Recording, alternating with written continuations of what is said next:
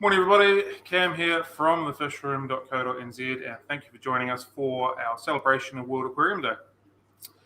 Today we have John with us again, and we've also got Ivan Mikolji. So thank you very much for joining us. Really appreciate your time, and it's really special to have you here with us celebrating World Aquarium Day. I've got a whole bunch of questions that are prepared and ready to go, but if anybody is watching and they want to ask some questions, please fire away in the chat, and we'll do our best to get amongst them. That being said, Ivan, do you just want to give us a quick rundown, have a quick talk about sort of who you are, what you've done, just quickly, briefly, so we get to know you a little bit, please? Well, Cam, thank you for having me here. It's awesome to be here, and John too. And well, I'm Ivan Mikolji, and I've been exploring the Orinoco River system basin now for over 15 years, and but full time. I've been exploring it since I was a kid, but now full time now for 15 years, and we've been documenting and doing underwater video, underwater photography, and showing where our tropical fish come from. Well, a part of them, right? The ones that are from the Orinoco River Basin, which is a lot. The Orinoco has around 1,100 species or 1,200 species described already that are present. Wow. So it's a lot, you know. In the UK, there's 40 something of freshwater fish, right? I don't know how many New Zealand has, but the Orinoco, just the basin, is over 1,000 species. So it's a lot. By the time I won't be able to finish the whole, you know, documenting the whole thing. It's too much. So probably in my next life, or we need help. we need new people that come in and do, you know, the job. But you know, there's what I do is mostly river exploring. I go out and I document, I photograph, video, and I take the time to spend time in one spot to see what the fish do, try to understand how the ecosystem works. And then sometimes I bring voucher specimens. If there's something really strange that you never see, I bring them to the museum. I'm the associate investigator of La Salle Museum of Natural History here in Caracas. So everything that I find that seems really rare, I bring back, and then they do the DNA, you know, they do all the research, and we've found really cool things. There's some things that we've found that are way out there, really strange. But that's what I do. It's river exploring. Yeah, fantastic.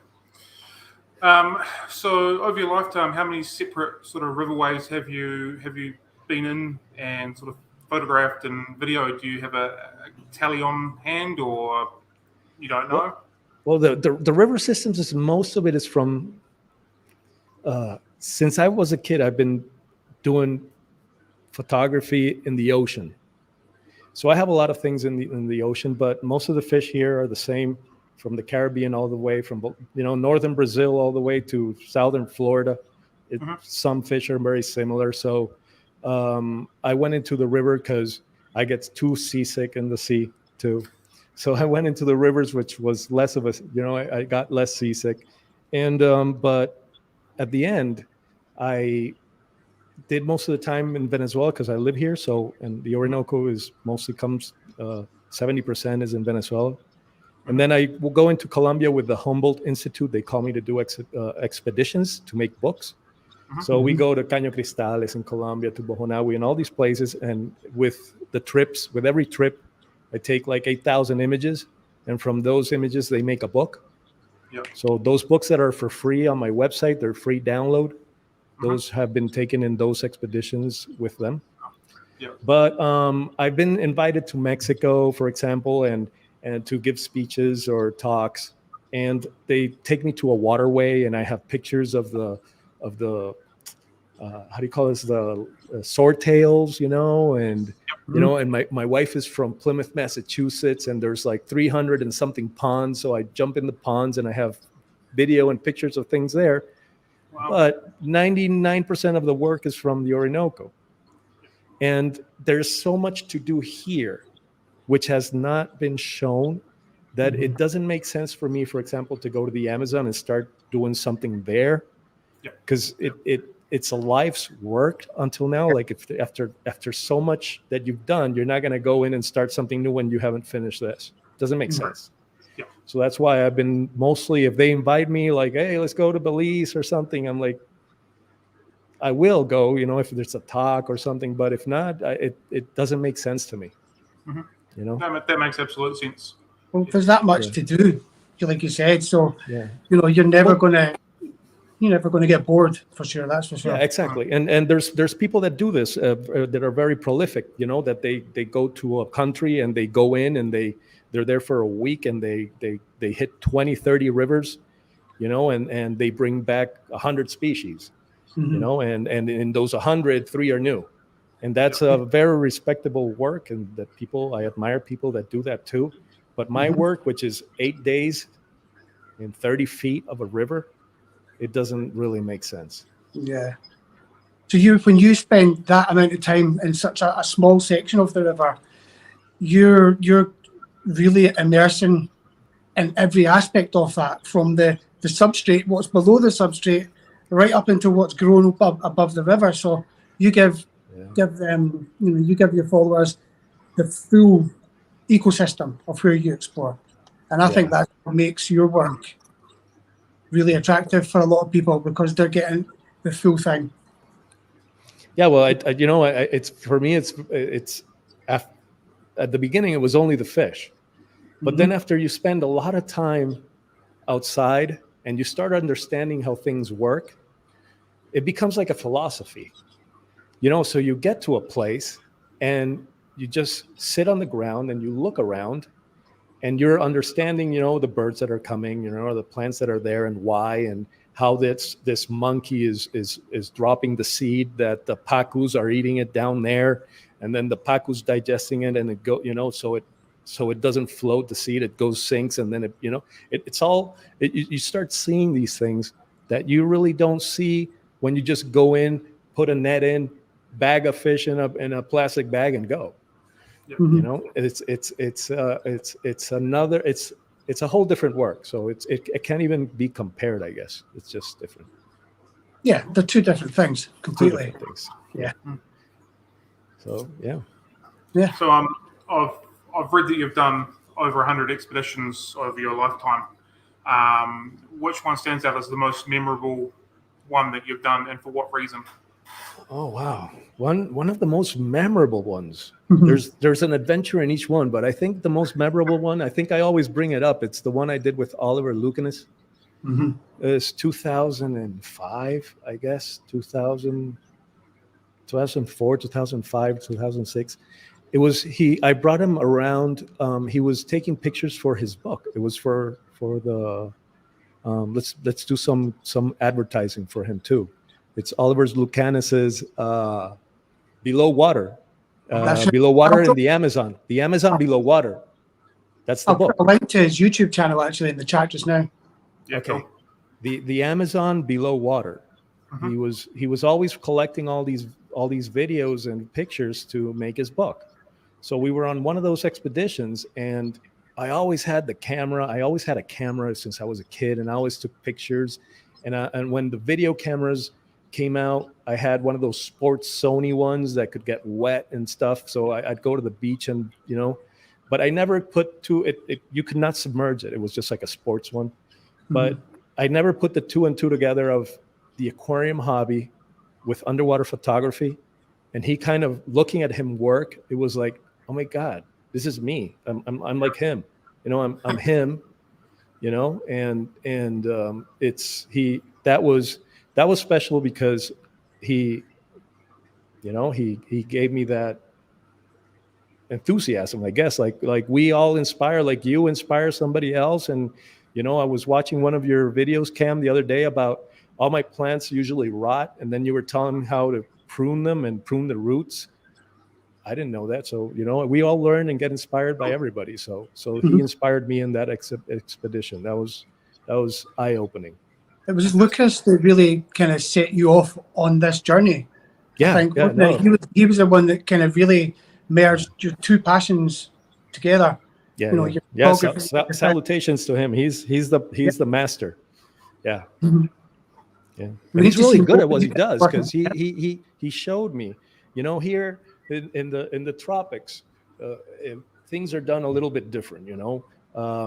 Usually there's a lot of drinking involved and partying, and he showed me that in the expeditions you could do them sort of military style. It's like wake up early, go to bed at night, really tired, wake up early, and just do your work.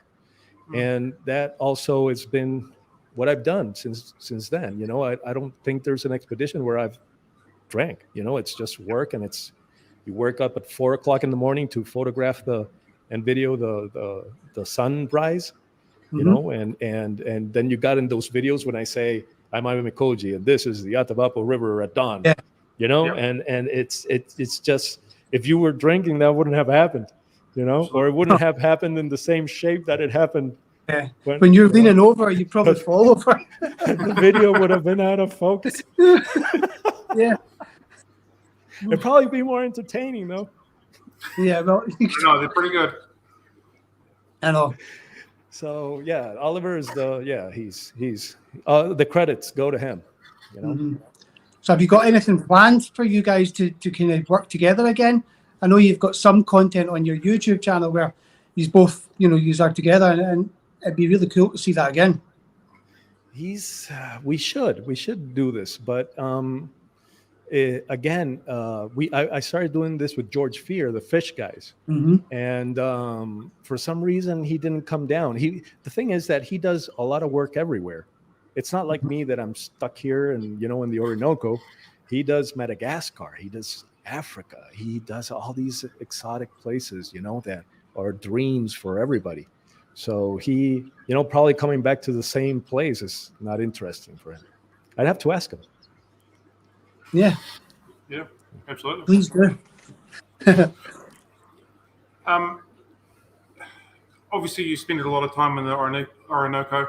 Is there a particular part of that you haven't really looked at that you really, really want to? And is there sort of a reason why you've wanted to do that particular section? There's so many places that are just either too far in or too expensive to get there. Yeah. Most of my work, I could do it because I did it in the time where gas was practically free here. Right, okay. Okay, for the first 15 or 14 years, the gas was practically for free. Mm-hmm. So it was a joke. For example, when we did the fish guys, George would always come and say, "Okay, I pay the gas," because it was 10 cents to fill up your tank with 95 octane gas. Wow. So we'd drive all across for 15 days all across the country, and we'd spend $2 worth of gas. Right now, it's a different story. Just to get to the Orinoco and back, I spend over $1,000 in gas or more. Yep. So even going just to the Orinoco, if you're going to do a article that is going to pay you $300 and you're going to spend $1,000 in gas, plus so it's a different perspective now that things are more expensive. But there's a place, for example, the Upper Orinoco, the Ventuari River, but way up there where it's born. And you need to get there either you take a boat, which is a lot of gas, it's like, I don't know, $4,000 in gas, and then plus the food, plus the time, and then you have to spend all that time. Or you take a helicopter that would cost, $9,000, and then you go in and out. But it's all those remote areas. All of a sudden, since the gas was not free, is really expensive to go.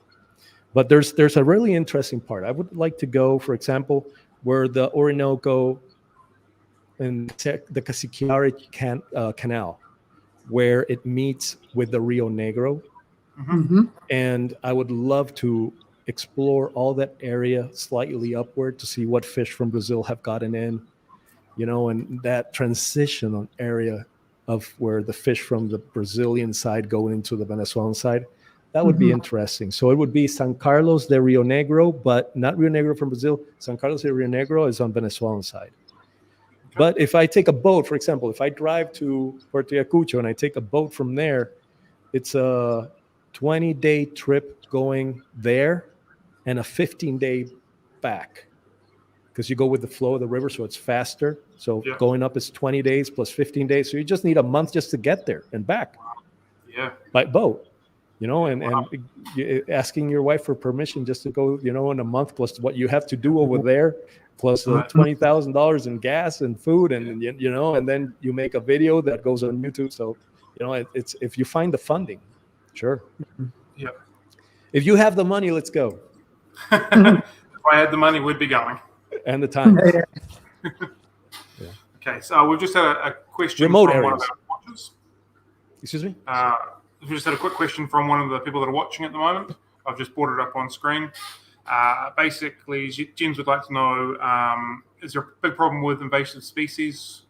Is it happening in the South American river system and where you're exploring as well? Or is invasive species not such a big problem there at the moment? Well, Nicaragua. My mother was from Nicaragua. My father was Croatian, and my mother was from Nicaragua. I've never been to Nicaragua. I've been to El Salvador and Belize but Guatemala. But the invasive species here are the ones that I've seen are not taking much over. We have the tilapia, which is the Mozambique tilapia. I think that's a problem in many places. But the ones that we've seen are stuck to the coastal drainage, not to the Orinoco River drainage. And the coastal drainages are usually small, so it's not a very big problem with invasive species that I guess. There's some of the little streams that get filled up, and yes, like Laguna de los Patos, where the guppies, the endler guppies are. That's a problem with the invasive tilapia there. And there's also another one called, that was in, it's from South America, but it's not from Africa. It's called Caquetia krausi. Caquetia krausi. I don't know how you say it in English. It's a cichlid it's a basket mouth cichlid. When it opens its mouth, just like the leaf fish does, like it has a projectile, and that also is it's common to find it with the tilapia, and that they swipe everything, but not in the Orinoco River basin. So no, we don't have such a big. What we have right now is the Eunomia coral. There's a coral that the Eunomia coral has is invading all our coast, and it's growing on top of the brain corals, all of that. So now they're asking me to go do a documentary on this because it seems that it's really bad. Right. So I went last weekend to the beach, and I went without supervision, without I didn't put sunblock or anything, you know. It's just, and I'm peeling and all burnt down from that. But I'm probably gonna do saltwater now for a month until we document this Eunomia coral. I don't know how you say it in English. Eunomia or Eunomia. It's the Eunomia. There's actually a page on Instagram that they opened called the Eunomia Project, because it shows the videos that of this coral taking over, like the lionfish did. We have a problem with the lionfish. Xenia. I think it's almost like, is that the Pulson Xenia? And it goes like that. Yes. No, I don't know. Eunomia. Eunomia. Yeah, well, anyway. Eunomia. It's a new name for the Xenia elongata. Yeah. So it's a big problem. So I'm going to be documenting that. Hopefully, I'll take sunblock and. Yeah. You need it. You know, without supervision, you know, you go out and all day, frying all day. Especially if you're hovering upside down all day.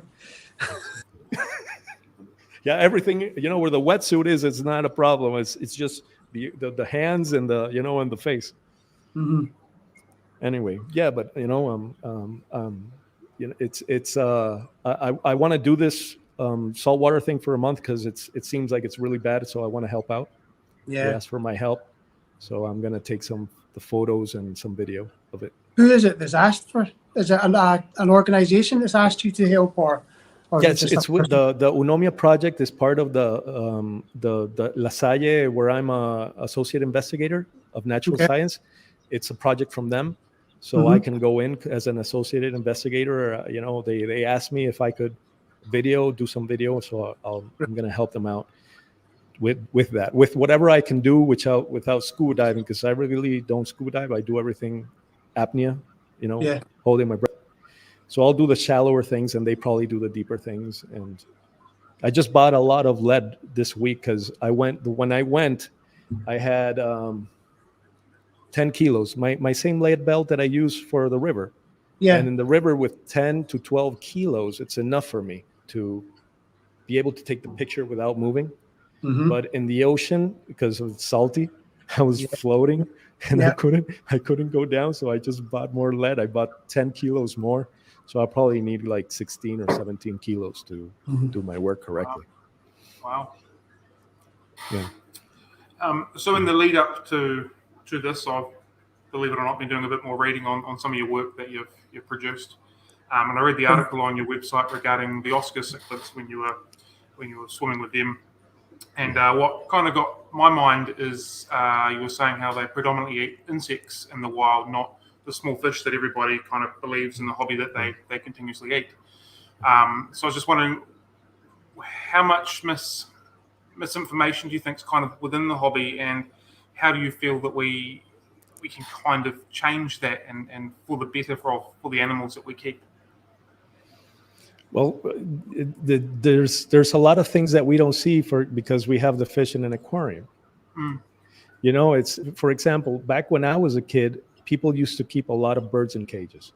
I don't know if you remember if it was like that in in Scotland or in New Zealand, but people had a lot of parrots here and stuff and birds. They had them all in canneries and they had them all in cages, right? Mhm. So it's really hard to know how that bird does in the wild if it's inside a cage, right? It's sort of a little bit slightly the same. And plus it's easier to get the knowledge of a bird for a regular person to go to the jungle and see what it's doing than going underwater. Sometimes everything that is underwater is less likely for a person to be knowing what is going on, right, than outside. But there's a Yeah. lot of the fish behave differently in a pond than if they're stuck in a puddle, or if it's raining or not raining. So there's a lot of misinformation because people don't even know that there's hydrological periods and there's uh, seasons, for example, and it's very different because uh, uh, it's very different when the Orinoco is rising and it's not raining because it's raining down under way far in the where it starts, but the water's levels are going up for a month and the fish are spawning and it's not even raining. So people think, oh, they spawn when they rain, the river goes up, but it's not even raining. People don't know that the hydrological periods are different than the weather period. I don't know how you say it in English. So I you've guess. got seasons for underwater and seasons for above. Exactly. But people don't even know that Uh-huh. there's a difference. And so there's a lot of information that nobody ever looked for, and we're seeing this. The people that spend a lot of time going there in different seasons and different times of the year, different periods, and spending a lot of time in one place. There's places in the flooded savannas where ram cichlids never hit the ground. The aquatic plants are like buildings, and the ram cichlids have their levels where they're at different levels of the aquatic plants, and that's where they spend their life, because down in the bottom it's full of piranhas and wolffish, Mm. but and they spend all their life up in the top, and you don't know that because in the aquarium you don't have that depth, first of Yeah. all, right? So it's really hard, but there's a lot of misinformation, and the Oscars are top dwelling fish. Mm. They're a cichlid that is one of the few. I don't know many cichlids that are top dwelling cichlids, right? No. In the wild, they're in the top. all the time. They're moving. They move the leaves and the branches, everything with their forehead. They're constantly moving all the aquatic plants and waiting for something to jump off. Because all those aquatic plants are full of grasshoppers and butterflies and whatever falls to the water, that's their food. I've never seen them chasing fish, ever. But that doesn't mean that that's in clear water river. That doesn't mean that in silty rivers that are whitewater, they don't. I don't know, because I can't see through the whitewater. You'd have to fish them and take their content out of their stomach, which is another type of investigation that I don't do. Yeah. You'd have to catch them and pickle them and see what is in their stomach and their intestines. And that should be done too. I just don't have the knowledge of how to do it. Mm-hmm. One of the things, this is going to be controversial, but one of the things I think have helped me in what I've done in the career I have chosen is being uneducated scientifically. Because I know a lot of scientists that do a better job than I do, 100 times. But for example, what they write is so scientific you can't even read it. Yep. It's unreadable. You start and you're well. Personally, I start snoring after 2 paragraphs because I have half of the stuff I have to look up to see what it means. And I think I write in a 5th grade level where everybody can understand what I write. Yeah. And I think that has helped me a little bit. That lack of super scientific knowledge has helped me a lot. Real language. You put in a bit of personality in it, like everybody, it's an easier read than some of the papers that, you've sent links to me for. It's like, whoa, you get past the intro and you're like, I'm done. Half of the time is spent looking what the word is in Google, and what it means. I know. Yeah. So that's where uneducation probably helped, one of the few places. I know. You get a broader, how do you call this? Not profile, but a higher range of people, because you get, a person a kid that is 10 years old cannot read one of these scientific things. I guess if I give it to my kids, they won't read it. Yeah. It's not that they can't; it's just that they won't. Exactly. So should we expect Mikolji children's books in the near future from the Orinoco kids? I've always wanted to do a kids book. I've always wanted to do a kids book. I even started it, and I started, yes, but I didn't. I don't know. Probably, I've had experience. I've had 3 kids, so it was. I have a friend that he would come over, and he would say, "Listen, you're a genius, man." He's like, I come over and you're showing your kids to learn the colors with pictures of the orchids that you take in the wild. He's like, that's marvelous. I'm teaching them with a circle or something, or we should be teaching them with flowers or animals or things like that, white and black, the zebra, or yellow, whatever, the giraffe. And so I think that would be probably a good idea, and do it towards the aquarium hobby. Yeah, I guess. There's probably many. There's not. There's a Dr. Seuss one when I was a kid that was red fish, blue fish, something like that. By Dr. Seuss. It was something with the fish. But anyway, what's John got? I've got that. Freshwater Aquarium for Dummies. It's not quite the same. Man, you bought that book? I didn't know it existed. I'm gonna get it back when I visit. I've seen it. I'm like, I need to get that. Yeah. So your basic conversation then regarding your style of writing could lead into the next question, which was quite helpful. I feel that your writing sort of enables the readers to kind of feel like they are with you and experiencing everything that you're with. And I found myself, after reading a couple and saying to John, look, I really need to get some Oscars again just to experience everything that you've everything that you've kind of experienced at the same time in my own ability, sort of thing. What method of storytelling do you kind of prefer? Because obviously you do your art stuff, your photography, your videoing, and your writing. It's all kind of different. Which one do you gravitate more to the most? Well, I guess that the writing in first person is just because I have nothing else to write about. Right. Okay. Fair enough. You know, it's what I do since I Yeah. leave and I come back, and it seems to work. It was not intentional. It was.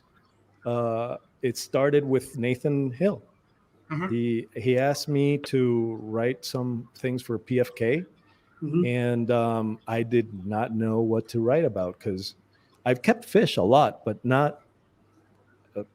I've kept a lot of fish, but not to the extent where probably you guys can, because we don't. I don't have access in Venezuela. There's not access to many species of fish that are not from here. Only the common ones. For example, we have beta fighting fish. We have some Mhm. discus. We got a couple of African cichlids, Mhm. and that's it. If you go to the store, there's nothing else. There's and goldfish, so I couldn't write of any other thing that wasn't the fish that I saw in the wild. But it seemed like people really got in it. Again, it's a philosophy. I think it's people. I believe that people in the aquarium, true aquarists, are geniuses. All of us. I believe that. I believe we have something, and it's a philosophy that where we believe that all these fish should be protected, or the places or nature. We have a connection with nature that other Yeah. people probably don't have. And more the people of Biotope Aquarium probably that are into learning about each river and how it functions. They have that connection, and we stand towards preservation. Even though some people don't know. They don't know that they stand for this. Yeah. But they do. And so I think that struck a key with these people, that they said, "Oh, this is something what I can relate to. That is not just my aquarium; it's beyond the aquarium." Yeah. And I think that's what. But it was not intentional at all. I've been lucky. I'm a lucky person. I get. I do things that probably weren't that intention, but they get liked. So I think as well, at the time when you started producing these articles, there's not a lot of people documenting our aquarium fish. It all seems to be ocean related that you see on TV and in the movies. Not many people were getting underwater and filming the fish that we've got in our aquarium, and that built a strong connection instantly. That's how the aquarium hobby embraced me.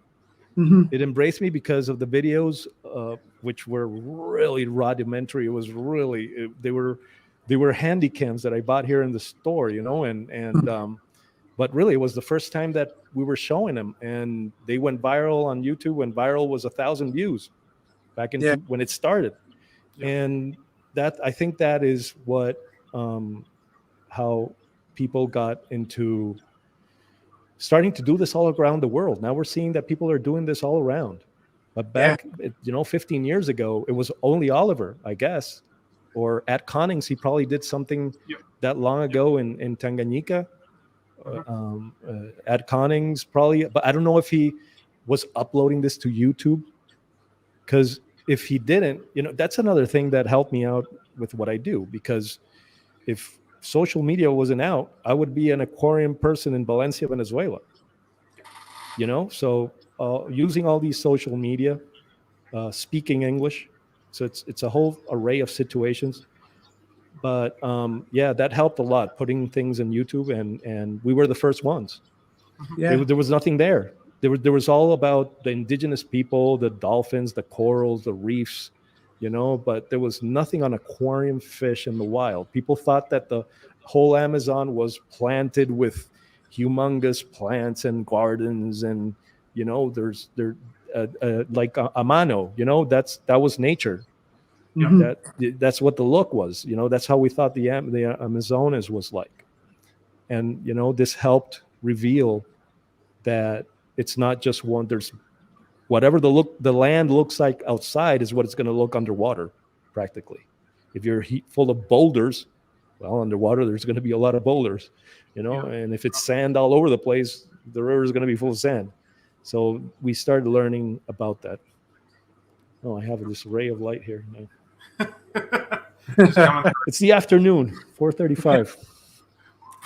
Are you a self-taught photographer, or are you trained in photography? Self-taught. All Yeah, self-taught.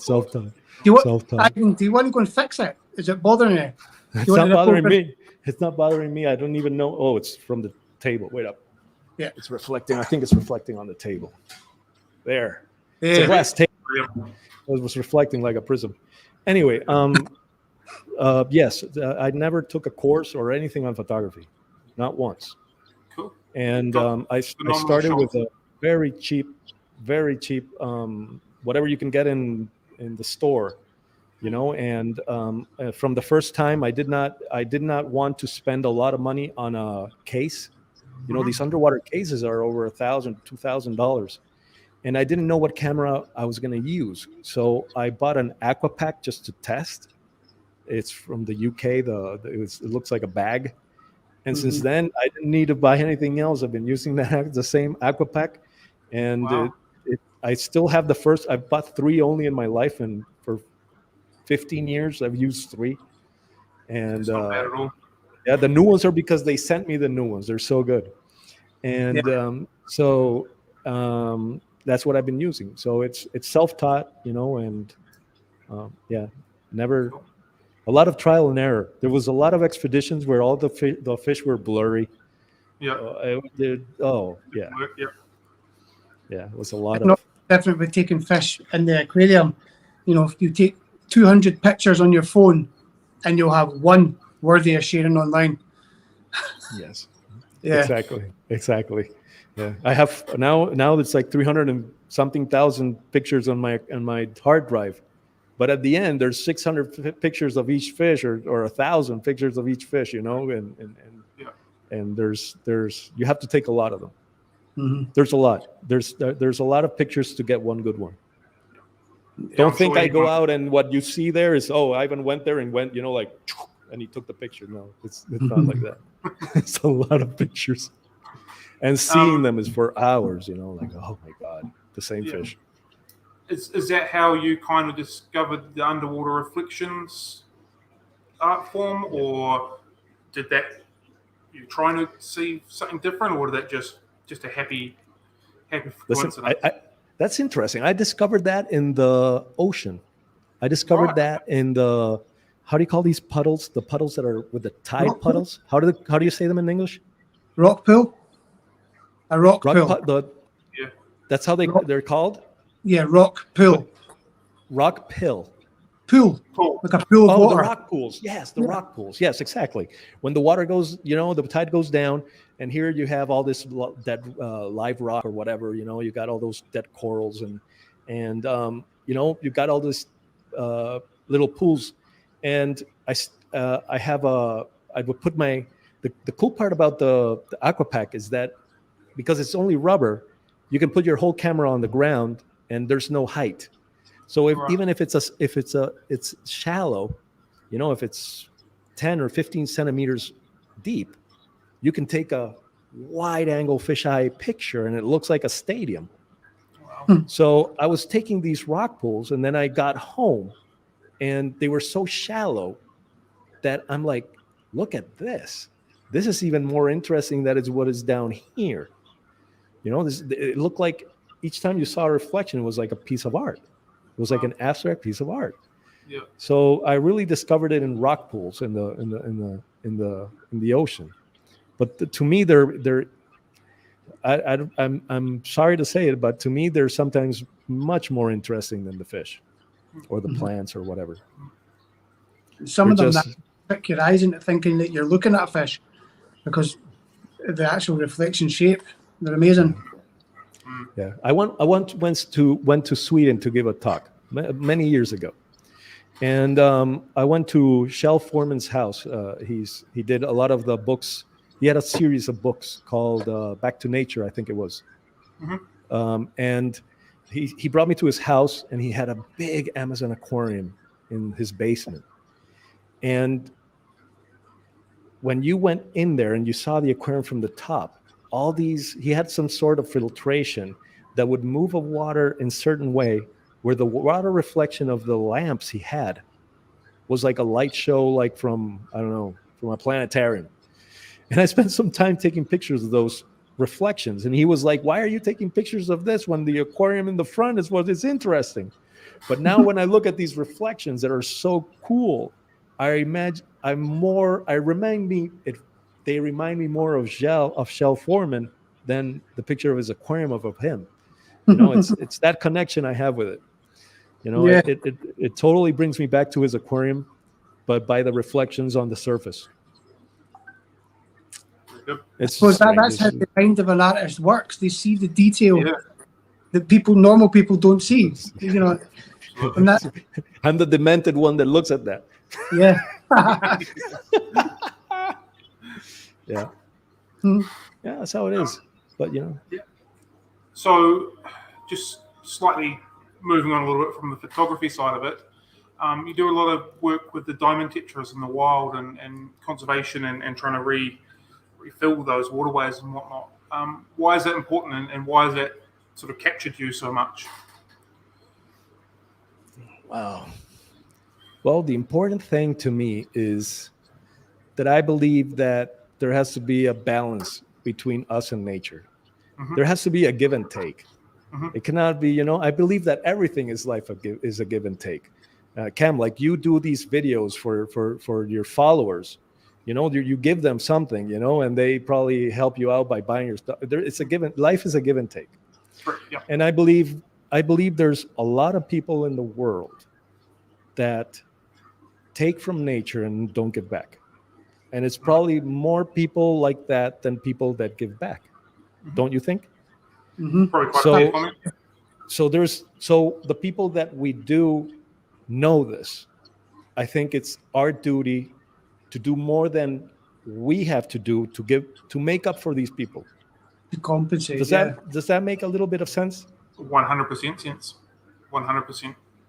You know, you understand what I mean. So I believe that, you know, and it's not like I'm doing it and it's hard work for me. You know, I love going out and seeing the diamond tetras where they're living, you know, and trying to find a place where they're still there. To me, that's not a job. So it's not like I'm doing a awesome thing, because it's not like a sacrifice at all.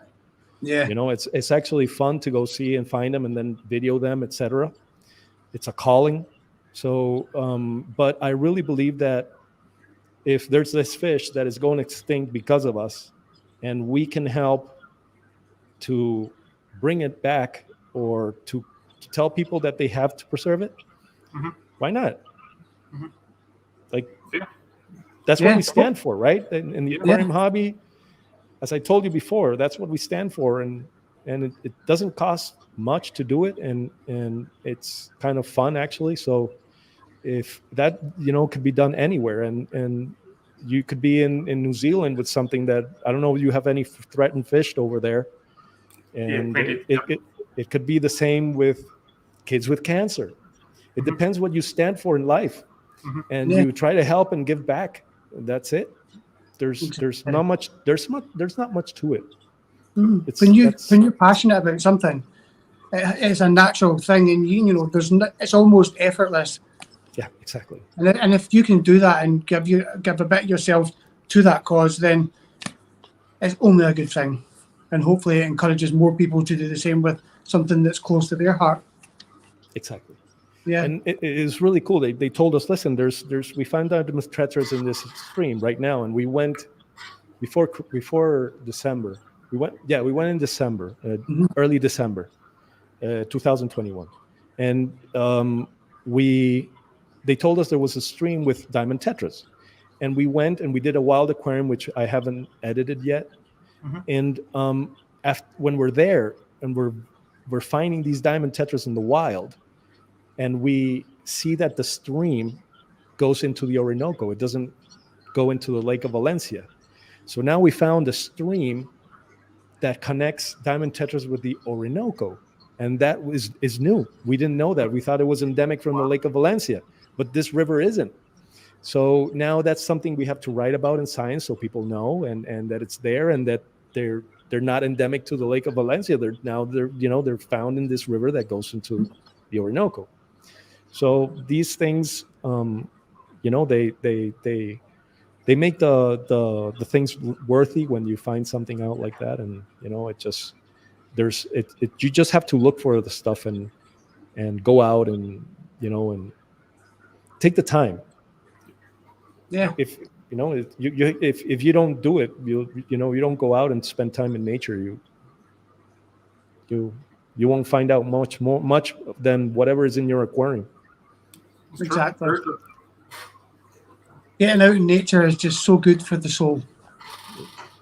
Yeah, well, to me, there's people that love antique cars, and that's and it depends on your passion, I guess. Totally. Yeah. Well, this kind of leads into another question, which is a relatively long one, so I'm going to try to read it on my piece of paper. So if I'm darting my eyes away, that's why. So basically, your motto is you can't preserve something that you don't know exists, which makes me think about the wild species everywhere that basically go extinct on a regular basis and the things that we don't know about them. Conservation is obviously at the heart of everything you do, which leads into the Green Earth Alliance, which is the organization that you established with Alexander Williamson. Exactly. So what can you tell us about the Green Earth Alliance, and also why is John so excited about the NFTs that he continues to pester me about all the time? Oh, well,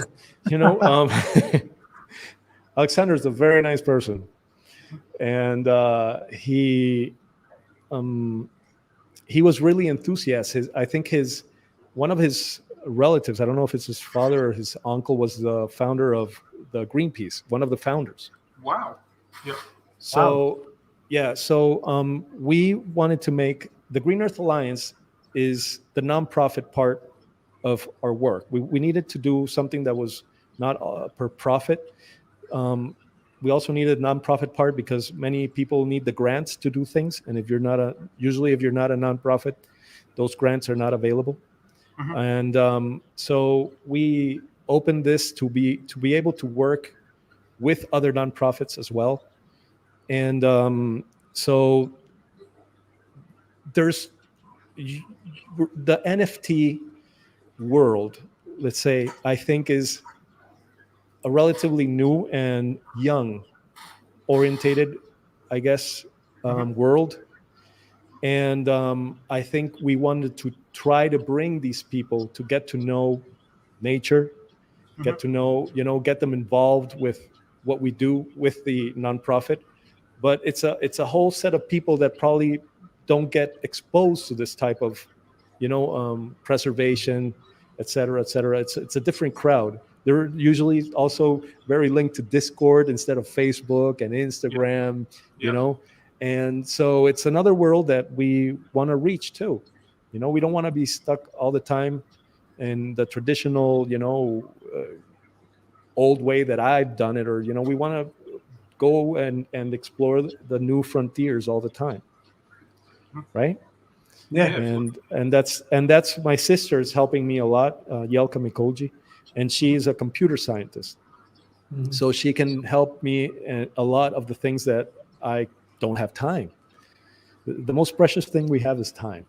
Yes, and yeah, it's very hard for me to find time between my regular life and what I do, et cetera, for other things. So she helps me out a lot with this, and Alexander is going to help us out a lot too.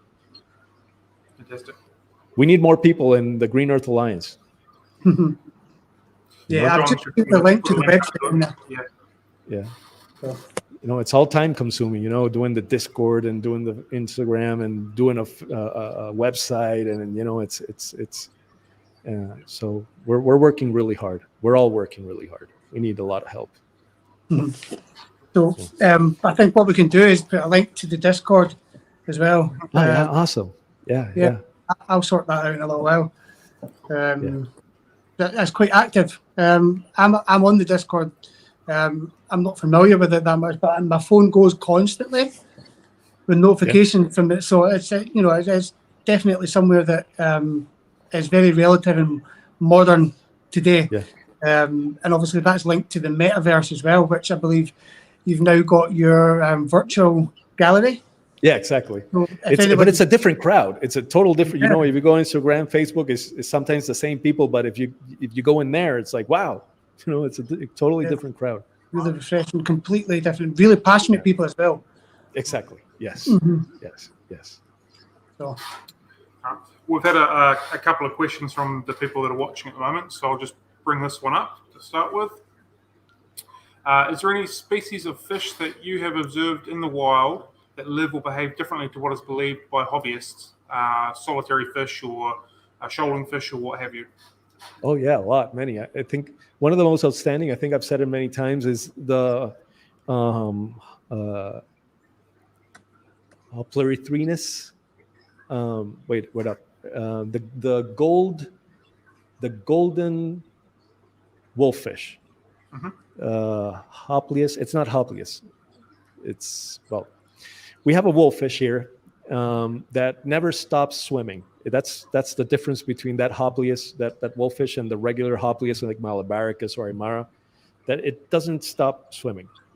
So this fish is very common in the flooded savannas. And I don't know if you can look it up, John. It's wolffish, the golden wolffish. And George and I once were doing the fish guys, and we stopped in this river. We passed this river, which is really clear, and we stopped, and the water was really low, and we're watching all these golden wolffish, Hopleurythrinus utaniatus. No. Yeah, Hopleurythrinus utaniatus. What you said. Yeah, Hopleurythrinus unitaniatus. Yeah, that's the one. So I'll drop a profile. There's probably 300 of them in the stream. And we're like on top of the bridge, we're looking down and we see them in a group. And then what we see is that a line of these golden wolffish, they make a line, about 100 of them go in a line, a straight line, and 300 stay in this big group. So 100 go, and they go straight forward where there was a school of fish, of tetras, of small tetras. And once they got near the tetras, they formed a ball, and they started gyrating. And the big ball of these wolffish started getting closer to the tetras.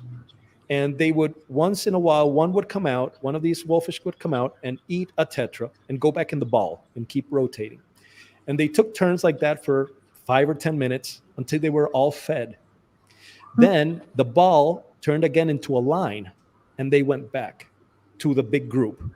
Then 100 more different ones went and did the same thing. They took turns. Wow. They took turns, went there, started doing a ball. They ate, came back, and another one went. I don't think that can be seen in an aquarium. First of all, you'd need the big, massive place with these perfect tetra that does, not escape or something. It's probably a species of tetra that, that likes the ball that goes around, I guess. Yeah. And if you don't have that specific type of tetra, it won't work. So there's many like this. The cardinal tetras. Cardinal tetras usually form small groups in the wild. And then in the afternoon, when the sun is coming down like here, they all start getting together. And once it's dark, they're all together in massive, massive, big schools. And then in the morning, they start separating again, and they go around doing their thing. And many more like this, it's migrations. There's a person here in Venezuela that knows a lot about fish. His name is Sixto Rodriguez. And if you give him 2 rocks, he'll breed them, And he was telling me once that he believed that there was certain fish that not only they didn't migrate, but they did pilgrimages. Mhm. And when he said that, I smiled because I believed the same thing. I believe there's fish. I've seen fish that are not migrating, but they do their pilgrimage. For example, a certain type of cichlid like Mesonauta, and they get together, for example, and they're heading downriver, and probably 200 get mixed, and they all go into the main Orinoco, and they probably go up another stream, and that's how they colonize it. But it's not a migration per se, you know. It's sort of a let's explore and colonize thing. You Yeah. know? There's so many things that we don't know about until, you know, we spend the time there. And if you're not there at that exact time of the year when the water level is at that level and the tetras are there, you won't see it. That must be You know? phenomenal viewing to see that. Just, Yeah, and you nature- only see nature it. at Yeah. best. Yeah. For example, we were once 8 days in this stream down near Atabapo, and it was the rainy season here, the rainy period. And we were doing all this video footage for a documentary. And in the 4th day, from clear, the water was black water in the stream. The next day, you know, and for the next 3 days, it was black water. Yeah, wow. So it was really difficult to make the documentary, and you know, because how are you going to explain that half your footage is clear water, and then, you know, the next morning it's black water for until you leave. Yeah. So and there's the weirdest thing is there's these biotopes here called morichales. They're like small oases, and there's one morichal that every 3 years the water from the spring springs red oxide, and the water turns red for a week. Yeah. So it's like a blood river for 3 days every 4 years. And that place is full of cardinal tetras, etc., leaf fish, you know, whatever. But how do you explain that? And if you're not in those 3 days, you'll never see it. Yeah. You know, you know, so it's really difficult. There's so many things. Yeah. Nature's wonderful. Yeah, it is. So I've had another question, but this was done via text, so it's not going to come up onto the screen.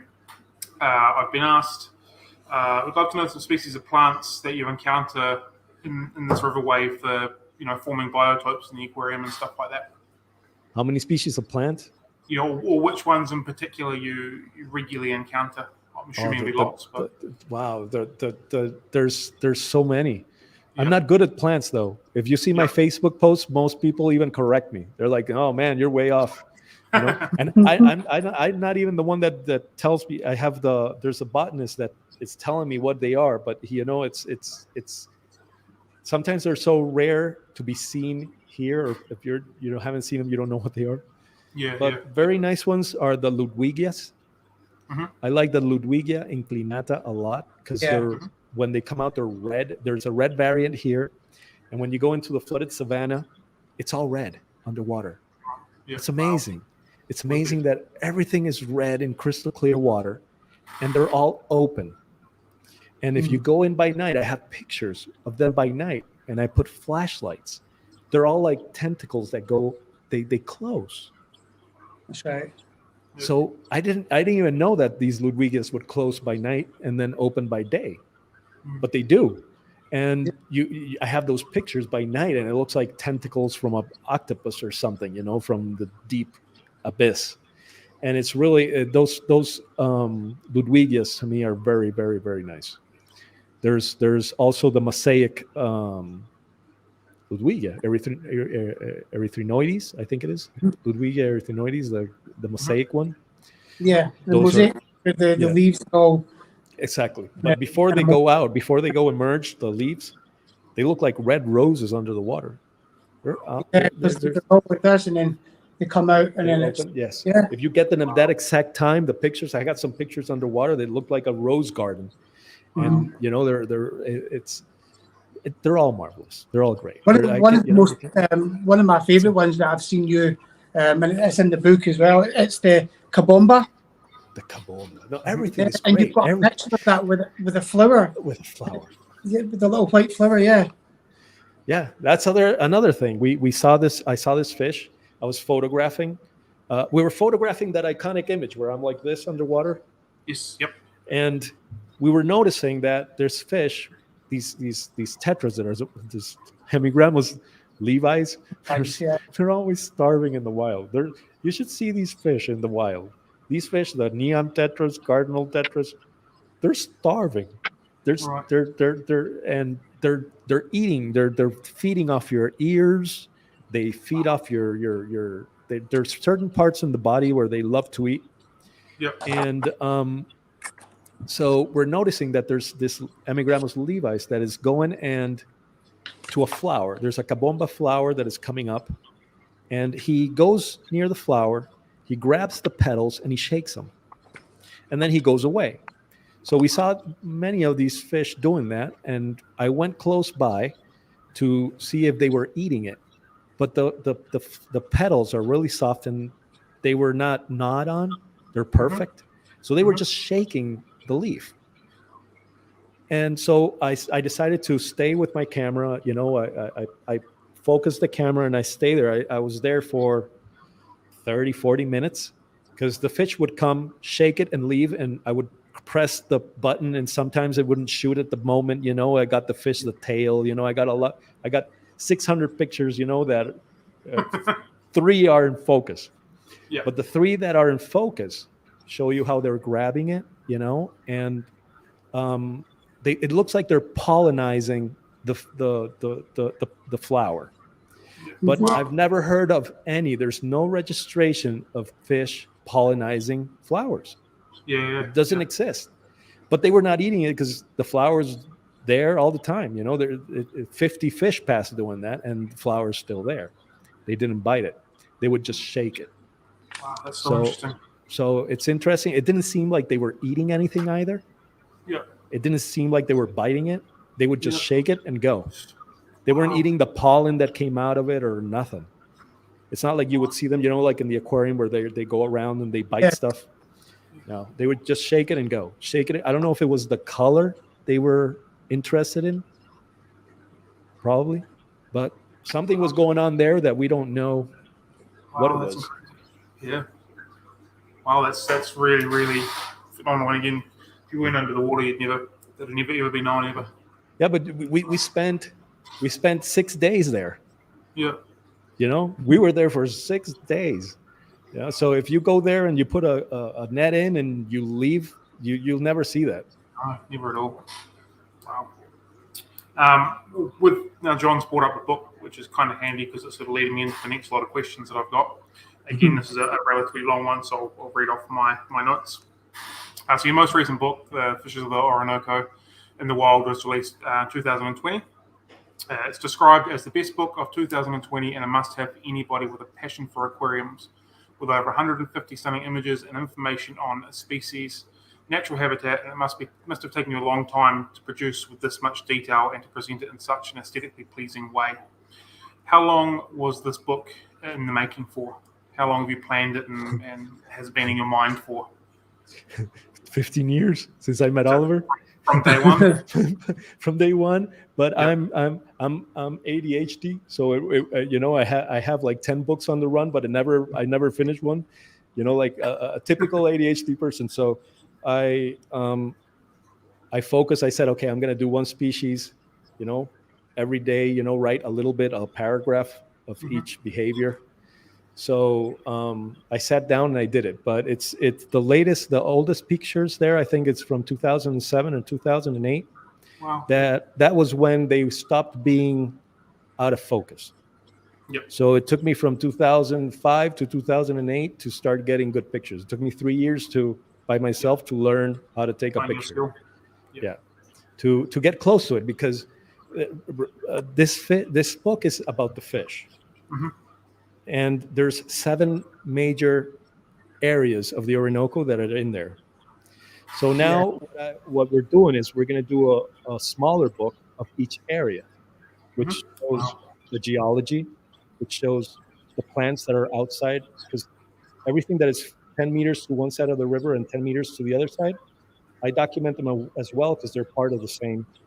If they're not there, the water, gets hotter, full of algae, it gets ruined. It's all part of a system. So Mhm. all the plants that are 10 meters into the riparian zone, you see, I learned a good word from the scientists too, the riparian.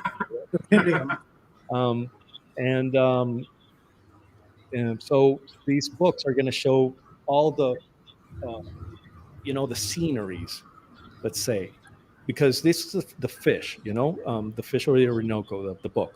So this is going to have like the biotope of these places. Yeah, Not in an aquarium because I don't have. We have the wild aquariums, but we didn't do many of those. We did 6 or 7, but Mhm. the real, how the sand is, how the rocks are, the plants, everything that is there. It's Yeah. like the how do you call this in English? The traversing. How you traverse in time through a place. Mhm. From and whatever you see along the way. Yeah. The captain's log of today we saw this, etc. Yes. That's so there you'll see everything. So we're working on that. Hopefully we'll have the first one out this year, but Mhm. not printed. Probably I'll finish it this year. Probably for next we'll print it. Yeah. Cool. So Did the book turn out the way you envisioned it, or was it different, or is it so similar, so far away? Like, is it in The your book mind? turned Did you out get what you the, wanted?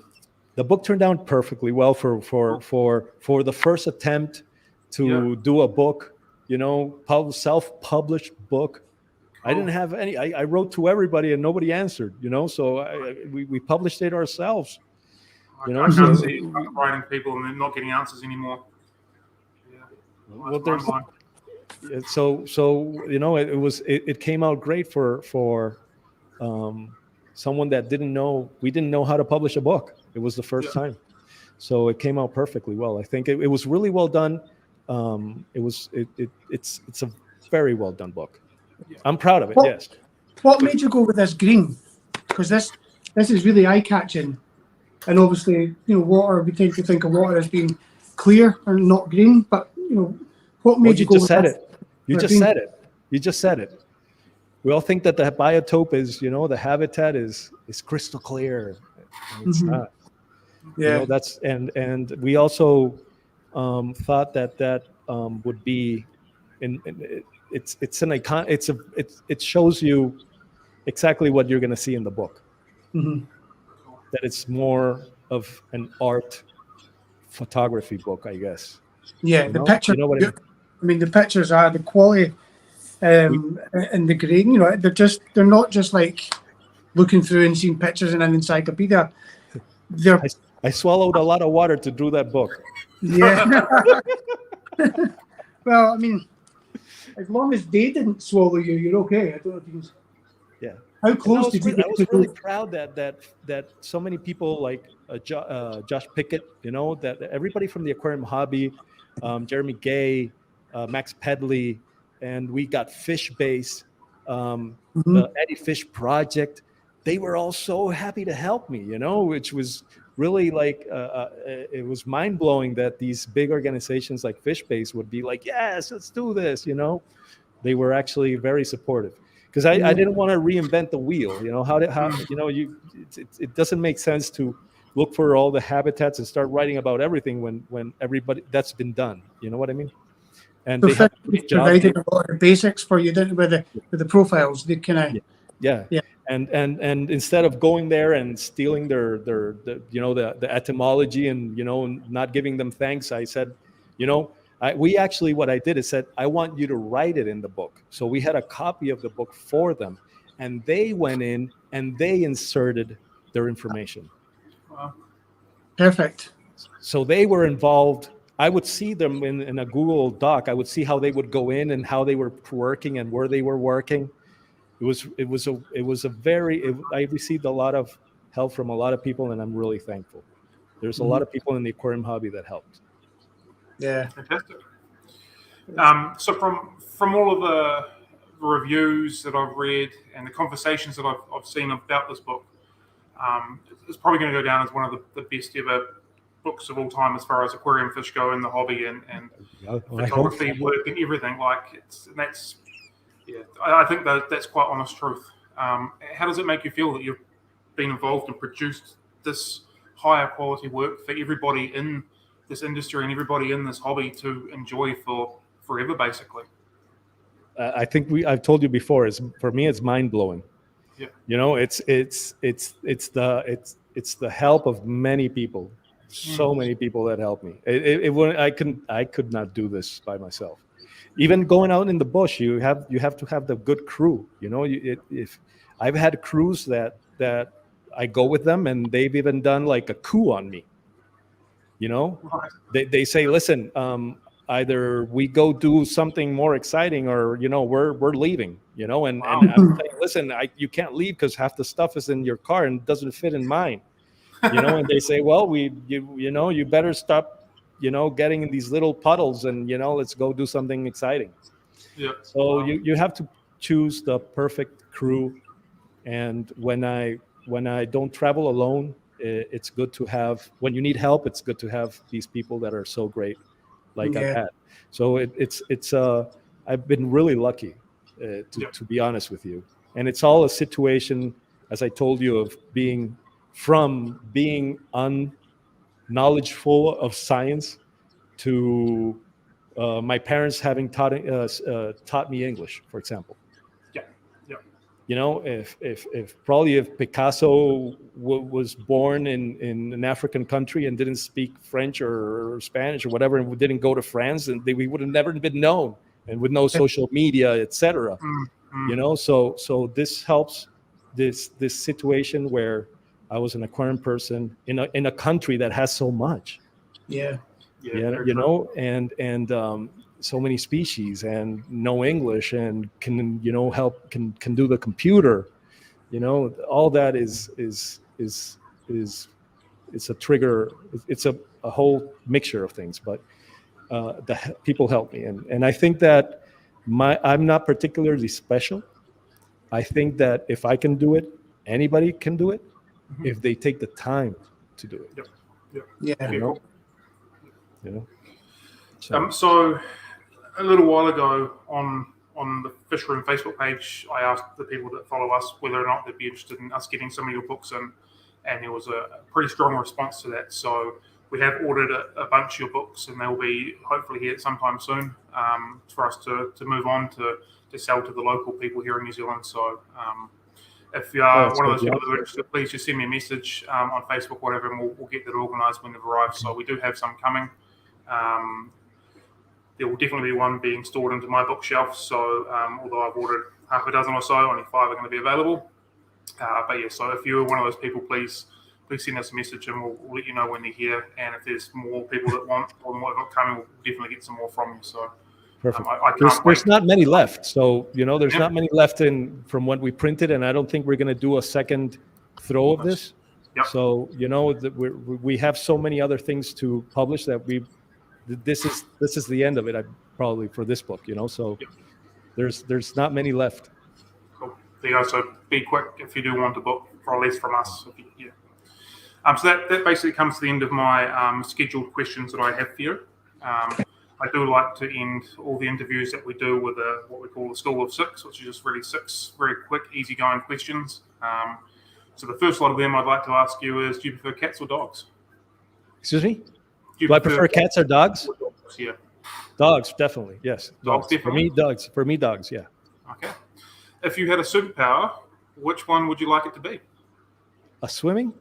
A superpower. Oh, a superpower. Oh, geez. I would breathing underwater. Breathing underwater. Or flying. Flying would be awesome. Yeah, flying. Definitely flying. What's the most memorable book that you've ever read?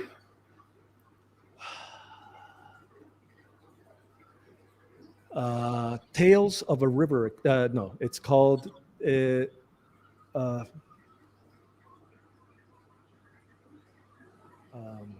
in Spanish. In English. Asimov. Practical book of biology or physics from Asimov. What is his name? the Russian American Isaac Asimov. Isaac Asimov. Yes. Yeah. Yeah. The guide to the biological sciences. The guy do you with big sideburns. Yes. nice big sideburns. Happy days. Yeah, huge. Do you prefer crackers and tuna or tuna and crackers? Tuna and crackers or Or crackers and tuna? tuna and crackers. Tuna and crackers, that's your final answer? Yes. Okay. Tuna and crackers. All right. What's your favorite board game to play? My favorite what? Board game to play. Oh, board game. Yeah. Oh geez. I don't there's one I play with my kids, but it's an antique. It's called Mad. Mad? It's from Mad Magazine. Oh, that's Yep. And it's a Mad board game, but it's from the 70s, I think. Right. I got it on eBay like an antique, and we play it, and we have lots of fun with it. Cool. Yeah. And what is the holy grail of fish that you'd like to capture in the wild? Holy grail of fish. Wow. To capture in the wild. Mm.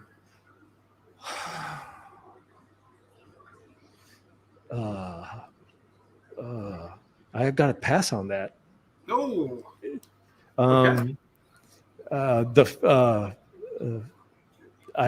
I have one that we've been trying to catch it for years, but we haven't found it.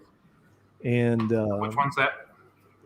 it's one that we found on an expedition. I went with two friends on an expedition, and my friend Fernando Chan caught this fish in the leaf litter that looked like a seahorse, like not a seahorse, a trumpet fish, right. but a small trumpet fish. But we were in the middle of the Amazon, and I told him, let's pickle it for scientific research, because I said that's probably a new family or a new, whatever, not even a genus, like a new family. Wow.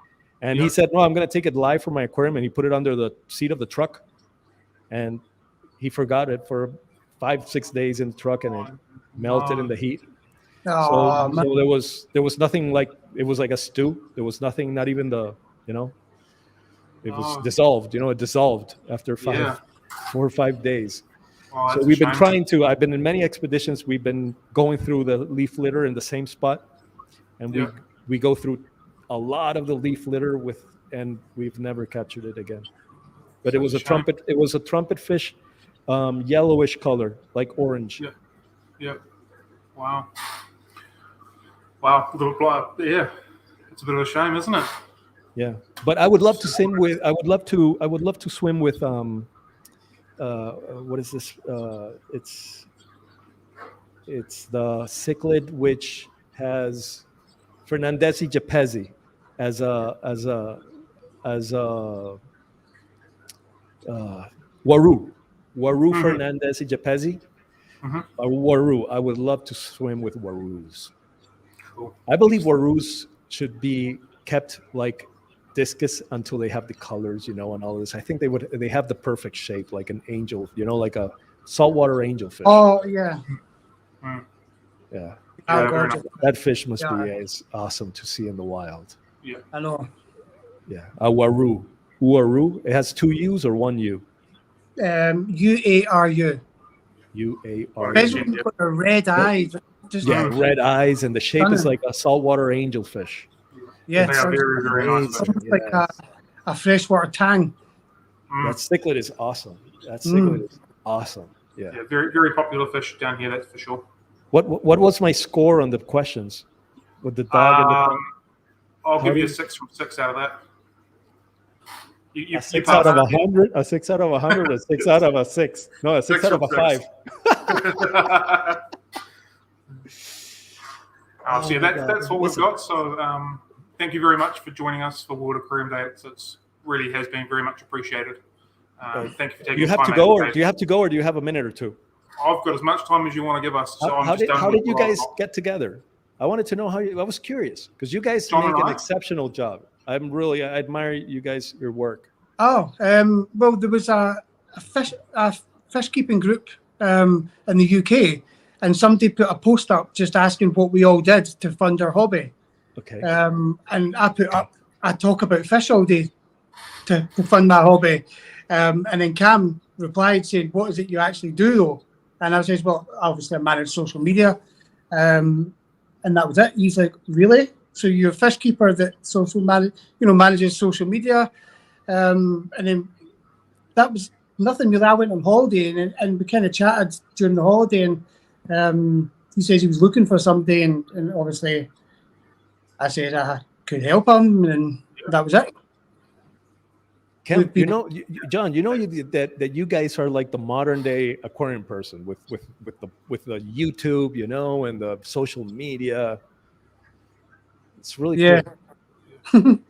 Well, you're a big part of that as well, though, Ivan. Don't forget. Well, I admire you guys a lot. Your work. So we've had one last question. If you are open to answering it, there we go. Ooh. Okay, in the Orinoco, do you need to read it? No, Which species of tetra do you find the most commonly with Petrophilum scalari in the wild? Okay, so Petrophilum scalari is from the Amazon, I guess. Mm-hmm. So we have altum, and with altum it would be cardinal tetras, mm-hmm. and rummy-nosed tetras, the Blairi. And good tetra with them too would be, the size would they wouldn't eat it would be Microlepis, the red-tailed tetra. Mm-hmm. It's a larger tetra, or any Iguanodectus.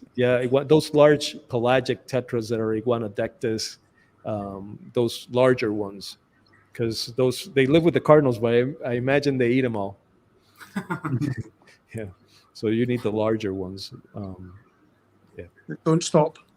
Yeah. Very good. Yeah. So before we go, do you have an aquarium at home, Ivan? I have two. I have two, but one of them is the one I use for the Wild Aquarium. Mm-hmm. So it has a hot potato fish in it. It has what we think is probably a new species of guppy. It has the orange line guppy from the Moricha Largo River. Mm-hmm. And it's a hot potato for me because I can't get rid of it. I brought it from the wild and for scientific research. And we're doing DNA tests on it. And we're now for 2 years, we've been sort of seeing what the difference between those and the regular guppies and the endlers are with mm-hmm. the Salle Museum.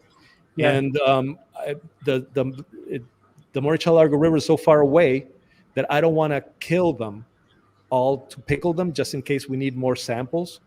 So they've been in my aquarium for 2 years, and I can't leave them in the wild because they're not from here. And if I go back to the Moricha Largo River, I can't put them in because I got like the 65th generation already. I think there's one that is albino already. I got an albino. So I can't even go back and put them in the wild. So I either have to kill them, or let them be. So I don't want to kill them. So they've been in, I can't get rid of them. They're 2 years and a half in my aquarium. I don't know what to do with them, So I'm going to probably have them for forever. Yeah. The other one is full of cardinal tetras, and I got them with the plants that I found here need a lot of light. Mm-hmm.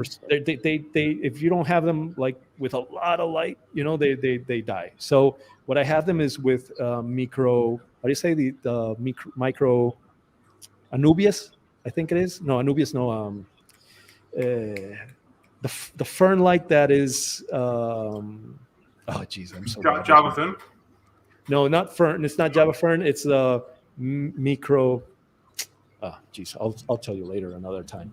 Anyway, yeah. It's not from here. It's from from Asia or something. Microsorium. Oh, okay. Yeah. Yeah. It's like the grass. They don't. I have them on coconut conches, you know, and the roots stick to it. You know, you put a rubber band and they all grow on these coconut, whatever the conches. But anyway, they grow with less light, so I don't have to have, you know, they're small aquariums, so I don't have a lot of light in them. So they're not biotope correct at all. But don't tell anybody. You have to work with what will work in a closed system. You know, it's different for the habitat. You know, than that's quite a problem down here because we're very limited on our plant species. I don't believe any more gets brought in. What we've got is what we've got. We're also very limited with our fish species. We've got a list of things that can come in, and if it's not on the list, it doesn't come in. So trying to set up proper biotopes here is quite difficult. Not impossible, just quite difficult. So you do have to do what you can do with what you've got. Exactly. Pretty much as simple as that. Yeah. Exactly. Yeah. Well, it was really nice, guys. This is amazing. I thank you so much for inviting me.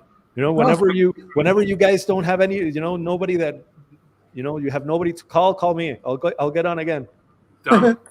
Definitely. Absolutely. I'm at your orders. Thank you very much. I'm sure everybody has appreciated your time and have enjoyed your words, and thank you very much. So, yeah, you're most welcome. Hey, thank you. Head off for your dinner now, isn't it? Exactly. Yeah. Or ice cream. Yeah. Oh yeah, Good. ice cream.